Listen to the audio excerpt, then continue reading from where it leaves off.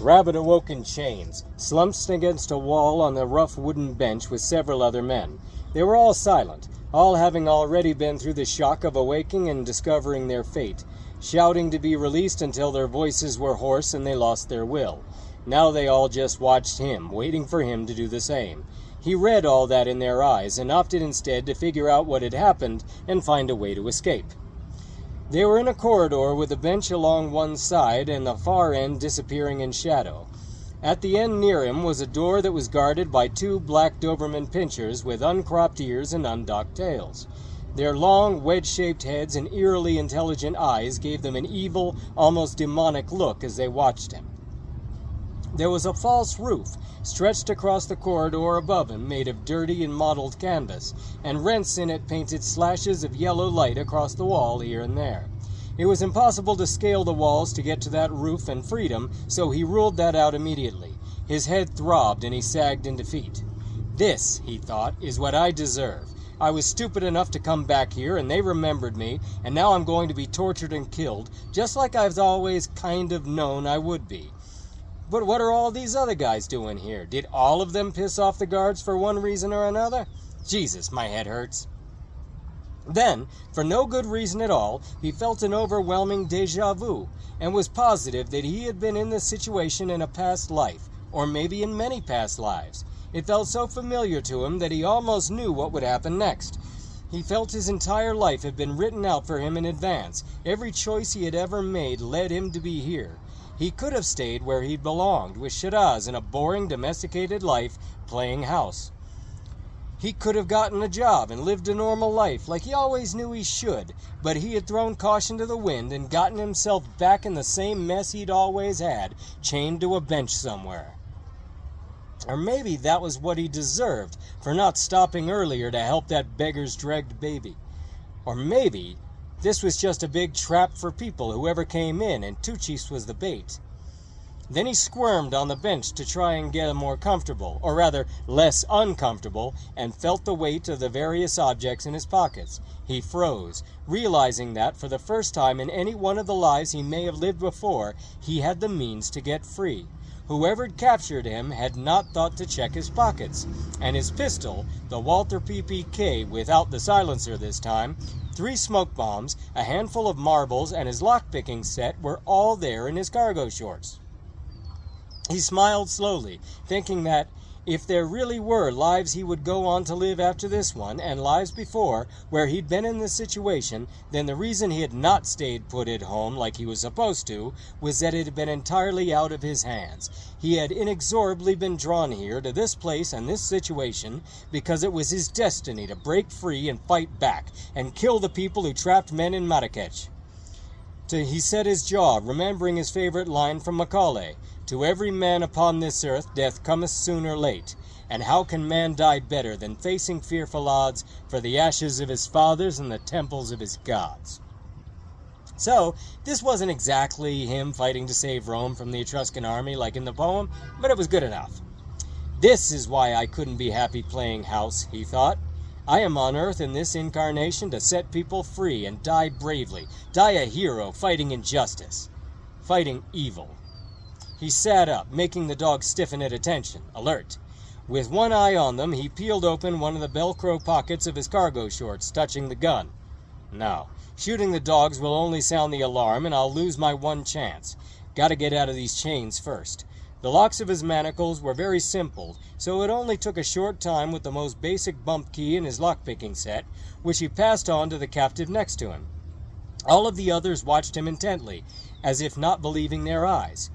Who carries a lockpicking set around with him, to a whorehouse no less? Well, apparently this guy.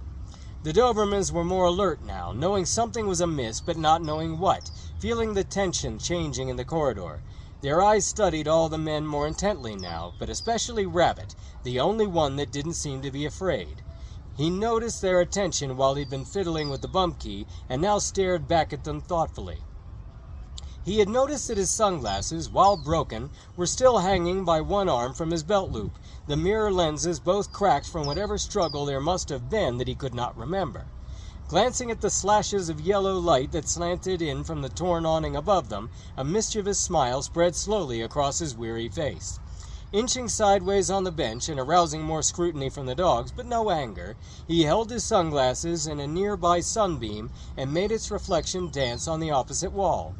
A man nearby was trying to tell the man next to him what to do with the bump key, and the other hissed, "I know," through his clenched teeth in a language Rabbit didn't recognize.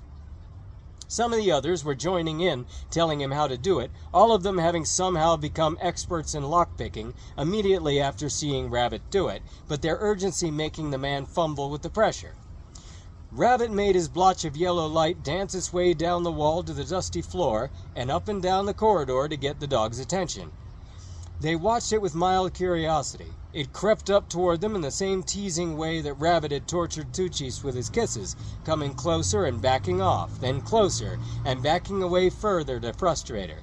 When it drifted in swirls to a few inches from the closer dog's claws, it bent its head to sniff at it, and Rabbit jerked the sunglasses to shine the reflected light in its eye, momentarily blinding it just like the hotel workers a few months before. The Doberman flinched, growling, and Rabbit backed off with the light to give it a moment to recover, and to give the other one time to wonder what the hell had just happened to its brother. The blotch of light danced in swirls on the dust some more, and as soon as the first dog could see, Rabbit dazzled the second dog. Now the first dog snapped at the light as it danced on the floor in front of it, and when the second recovered, it joined in the growling, just in time for his brother to get flashed again. It kept up like this, back and forth, until both dogs were furious, and the other captives were asking Rabbit what the hell he was doing in many different languages, all of them terrified. He led the dogs up and down the corridor now, keeping the light just out of their reach, and their barking was sure to attract someone's unwanted attention, but Rabbit ignored the other men's frantic appeals to reason. He just smiled his mischievous smile and continued enraging the dogs. The other captives were working frantically on their chains and constantly dropping the bump key because of the pressure all of them were putting on whoever had it at the time, all of them shouting now to tell the others to stop shouting. The dogs came racing back, tripping over one another to get at the evil little light, and the door next to Rabbit opened, two strong men with fez hats coming in to see what the hell all the noise was about. Immediately, Rabbit shined the light on them both. The dogs leaped, the guard's eyes widening in shock. Pulling half of a handful of marbles out of his cargo pocket, Rabbit got to his feet, shaking off the chains, and rolled the little glass balls under the feet of the guards a split second after the Dobermans collided with them, and down they went. A shout went up from the men in the corridor, cheering as Rabbit walked past the thrashing tangle of limbs on the floor. Through the door, Rabbit saw more men coming at a run, and he pulled the pistol out of the other cargo pocket, breathing a silent prayer to God, thanking him for the negligence of his captors. Switching off the safety, he aimed and shot all 5 of them dead in their tracks. Wincing at the noise, knowing he wouldn't be sneaking up on anyone now, he reminded himself that this was his destiny and he'd die bravely, and that was all that mattered now. Through the next door was an open area with grimy walls covered by a dirty dark red awning, and several men stood in a group watching him emerge. They were mostly Arabs, dressed in kaftans and turbans, and a few more in Western clothes, but with kaffiers and Ray-Bans on, and all of them with either scimitars or tulwars and scabbards thrust through wide sashes. They were drinking black tea from long glasses, and they looked at him in surprise, having been interrupted in their negotiations by the running guards and sound of gunfire, but not knowing who to be alarmed by it. Now they frowned at him, wondering who he was, and he noticed that they were haggling over the people sitting in chains nearby, realizing they were slave traffickers. These were the people who would have bought and sold him and the other men he had left behind if he hadn't come prepared. And those people on display would be slaves later in the afternoon when they got to their new home. He raised his pistol and fired, killing 3 men instantly. They screamed, buyers and captives alike, and all those not chained to a bench turned and scrambled for the nearest exit. Digging a ninja smoke bomb out of the cargo pocket, Rabbit hurled it at the exit to head them off at the pass. The sudden cloud of smoke brought them all up short, and he squeezed his trigger again, hoping to pick them all off while they were momentarily confused, but the pistol jammed. "Uh-oh, Spaghetti-O," he muttered, and they read what happened on his face when they looked back at him. Suddenly bold, they drew their swords and charged. Slipping the gun back into his cargo pocket to fix later, he put both hands together as if praying, turned to cock his body sideways, round his praying hands back, and pushed them out in a dramatic shove towards the Arabs, shouting, "Hadouken!" But nothing happened, so he turned and ran.